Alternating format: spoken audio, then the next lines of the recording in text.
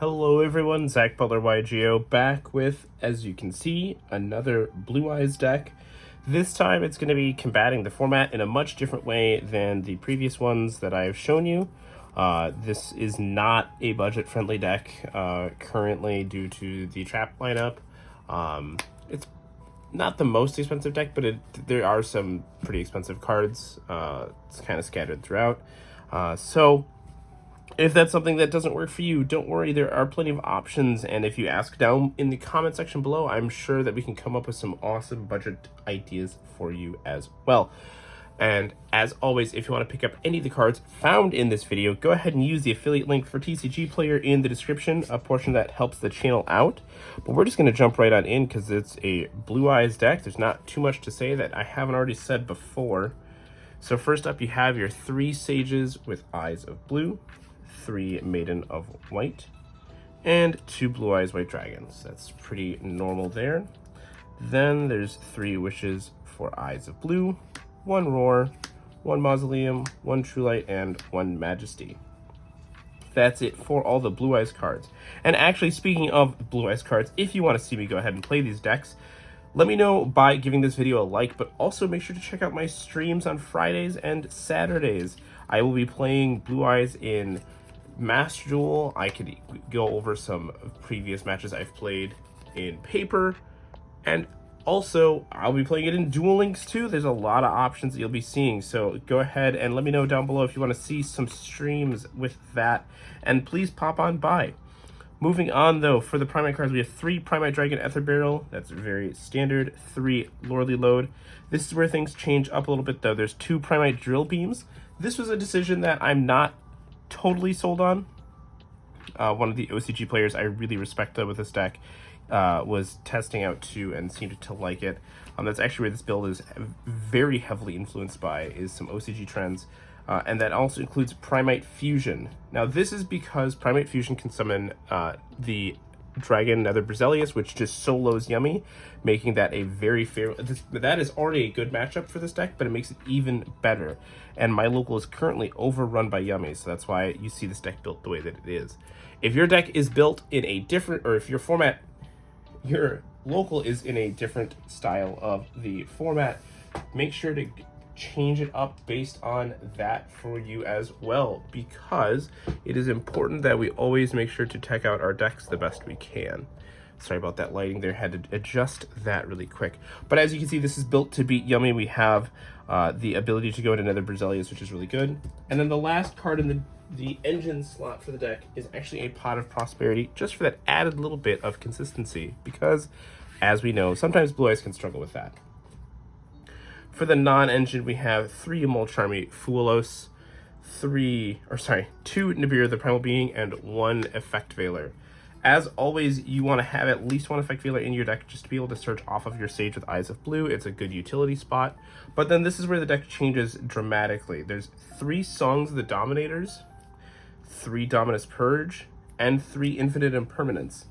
Now the reason for this is that these cards allow you to counteract their plays, your opponent's plays, without potentially turning on the K9 cards. Songs is obviously really good, but turning off your graveyard can be a bit problematic. However, if you play with that in mind, you can actually sequence things a little bit differently with your Maiden to be able to ensure that you get the maximum agency possible. Even something as simple as normal summoning Sage, adding Maiden to hand, going into your Spirit with Eyes of Blue, and then normal summoning the Maiden to then tribute to, or sending to the graveyard to place the True Light, can be enough to put you ahead in the game.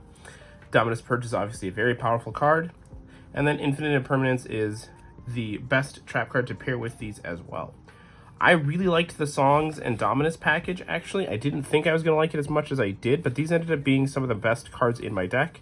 Imperm was okay, but Songs especially overperformed, because it meant that even if they bounced their card, just like with Dominus Purge, that the Rosin or whatever wouldn't resolve, and that is the most important part, I think, of the format right now.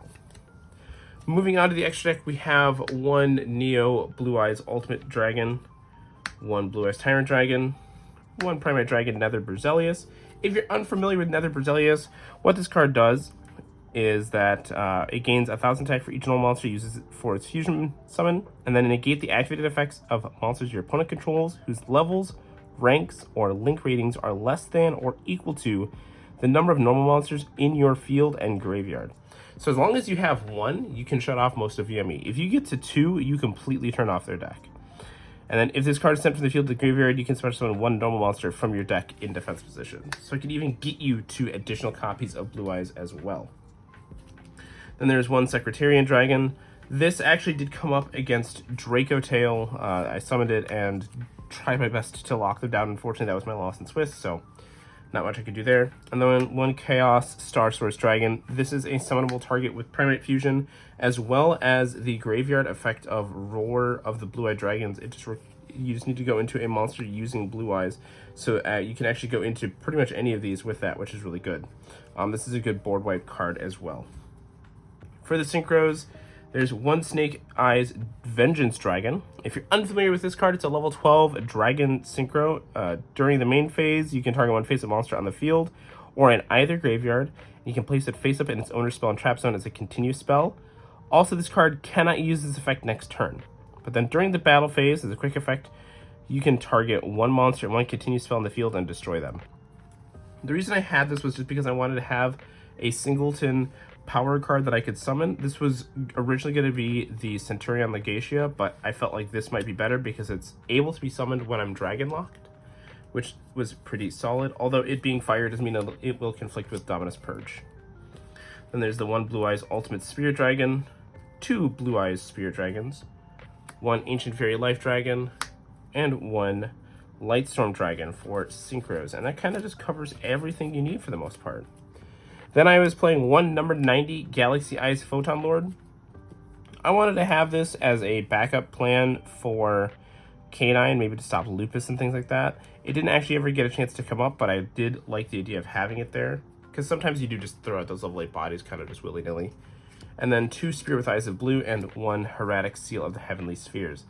Honestly, I never missed having the 3rd Spirit or even the 2nd Spheres, so maybe that might be something to consider going forward, but I'm not totally sure yet. Then for the side deck, I cited 3 copies of Fantastical Dragon Phantasme. Obviously a very good card into the Yummy deck, just able to get you to a bunch of free cards, and that is honestly the best way to build, or to be able to beat that deck. Then I cited 3 Ash Blossom and Joy Spring. I wanted these in place of another card, just so that way I could have these to take out the Charmies going first, as a really quick, easy 3-for-3 slot. And then I cited 1 Primite Imperial Dragon. Now this actually did come up. This is really good into Yummy, as well as Draco Tail, actually. If you're unfamiliar, it cannot be normal summon except by attributing a normal monster, but it can be normal set, so that, never really comes up. But during your opponent's main phase, you can reveal this in your hand, and then immediately afterwards, normal summon a Primate monster in your hand. And then if this card is tribute summoned, you can apply the following effects in sequence. The first one being to negate the effects of all face-up monsters your opponent currently controls, and then banish all monsters your opponent controls with the same type or attribute as a normal monster in your graveyard. So against the Draco Tail deck, you can hit all of their dragons. Against Yummy, you can hit every single light monster that they play. And that's pretty solid into those matchups. It's just a good, solid board wipe. It did come up against Yummy, where I just got to blank their whole field, and it felt pretty insane to do because I had searched it, so unfortunately he knew it was there and still couldn't play around it. Yeah, that was pretty solid. And then there's 3 Book of Eclipse. Oh, really quick, sorry, just to go back to Imperial Dragon. The cool thing about Imperial Dragon 2 is that this makes Primite Fusion even better because you can banish it to search out the Imperial Dragon. So it just means that you're guaranteed the you have another easy way to get to this card without having to always use Lordly Load. 3 Book of Eclipse as a pretty generic board breaker when going second. I feel like this card is probably going to overperform into Vanquish Soul, into Draco Tail, into Yummy. It's just good into all 3. 1 Harpy's Feather Duster just to clear those problematic back row. And then I cited 1 Ultimate Fusion as well. Now this card was surprisingly good. I wanted to go back to it because of the higher fusion count, but also because it meant that I could side out Majesty going second and still have 2 targets. It overperformed incredibly well. It helped me to break a couple of boards and dodge some graveyard interaction, so I liked it a lot. And then I cited 2 Dragon's Mind and 1 Solemn Judgment for when I go first as well. But that is the deck. Let me know down below what you want to see going forward as well. I'm probably going to be playing Draco Tail some more, but I'd love to hear what you want to see. And until next time, have a great day.